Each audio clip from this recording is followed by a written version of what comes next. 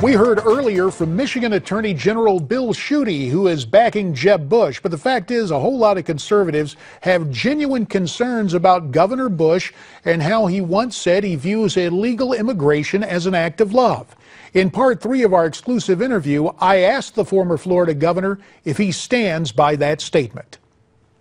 I think the great majority of people that come to this country illegally come because they want to provide for their families. They want to make sure that they're pushed out of their countries because they don't put food on the table for their kids. Now, those that come to commit crimes, those that come to sell drugs, they're not doing it as an act of love. They're doing it to do hardship and to gain monetarily as they do it. And they should be put in prison or they should be deported. We should have strong immigration laws. But look, we're a nation of immigrants. People come for the right reason by and large, but we should pick and choose who comes. It should be our responsibility to control the border. No one has suggested that we open up our border, and this administration has let us down on that as well. Clearly, whether it's Arizona or Texas or even Florida, which is a border state in some ways, we have a lax enforcement mechanism, and it makes it harder to reform legal immigration when people don't believe that that we're not controlling the border. How can Americans be assured that a President Jeb Bush will secure our borders? Look, I've got a proven record of fixing things, and this is broken. There's a series of simple things that we need to execute on. Where fences are appropriate, let's build fences, because that does help. We have GPS technology and all sorts of, drone technologies that would help us. Our Border Patrol needs to get, from 30 miles off the border, needs to be surging forward.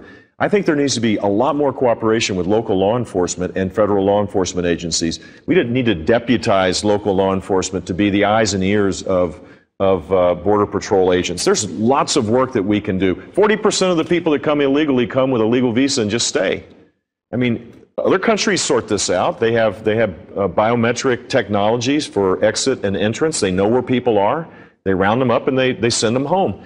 A great nation needs to enforce its border. And then we get to the issue of how do we create a legal system that actually creates sustained economic growth, because we could do that as well. Legal path to citizenship? No. I think for the 11 or 12 million people here illegally, they should come out from the shadows. They should pay a fine. They should pay taxes. They should work. They should not receive federal government assistance. They should learn English. And over an extended period of time, they should get legal status, not a path to citizenship.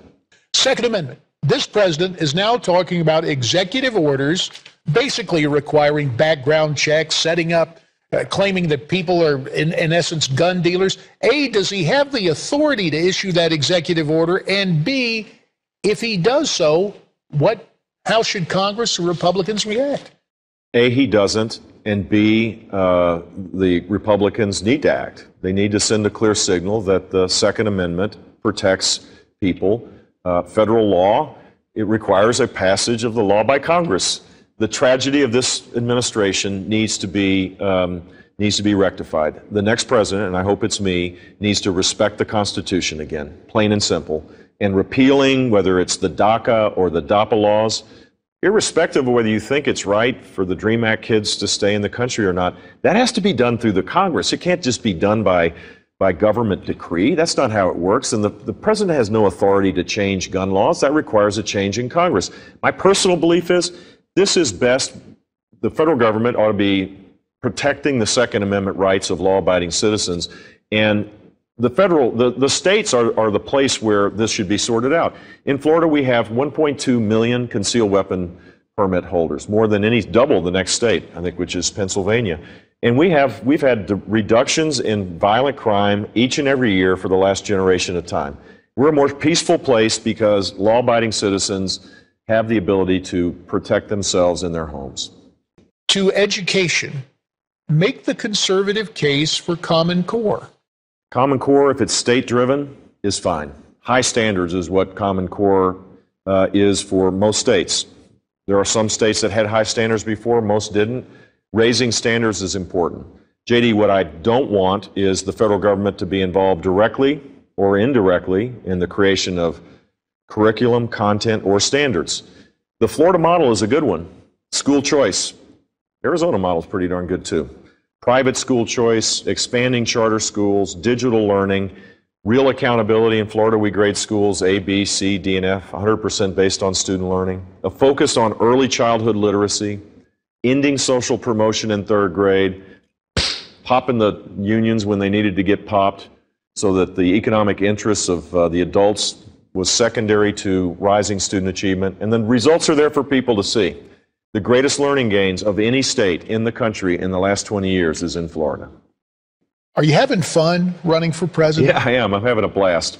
And I'm getting my views validated and challenged at the same time. It's a phenomenal way to grow intellectually, spiritually, physically. I'm in phenomenal shape for an old 62-year-old guy. In fact, I think we ought to have 5-hour debates, not 2-hour debates. Part 4 with Jeb tomorrow night.